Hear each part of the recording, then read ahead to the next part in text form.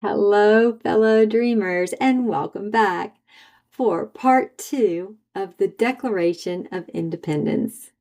In the first part, we understood that the Founding Fathers, the Second Continental Congress, was stating that they were writing a letter to King George in Great Britain to tell him that we had declared our independence from Great Britain.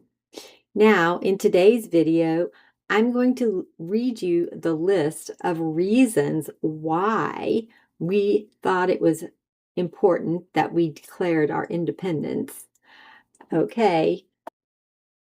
And whenever it says he here in this part, it's talking about King George. Okay.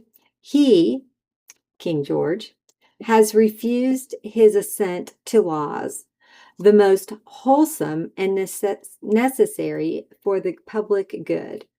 He, King George, has forbidden his governors to pass laws of immediate and pressing importance unless suspended in their operation till his assent should be obtained, and when so suspended, he has utterly neglected to attend to them. He has refused to pass other laws for the accommodation of large districts of people, unless those people would relinquish the right of representation in the legislature, a right inestimable to them and formidable to tyrants only.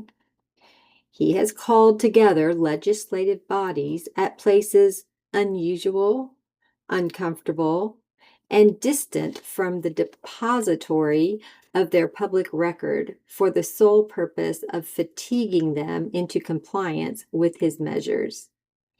He has dissolved Representative House repeatedly for opposing with manly firmness his invasions on the rights of people. He has refused for a long time, after such disillusions, to cause others to be elected, whereby the legislative power, incapable of annihilation, have returned to the people at large for their exercise, the state remaining in the meantime exposed to all the dangers of invasion from without and convulsions within. He, King George, has endeavored to prevent the population of these states for that purpose obstructing the laws for naturalization of foreigners, refusing to pass others to encourage their migration hither, and raising the condition of new appropriations of lands. He has obstructed the administration of justice by refusing his assent to laws for establishing judiciary power. He has made judges depend on his will alone for the tenure of their offices and the amount of payment of their salaries. He has erected a multitude of new offices and sent hither swarms of officers to harass our people and eat out their substance. He has kept among us, in times of peace, standing armies without the consent of our legislatures. He has affected to render the military independent of superior to the civil power.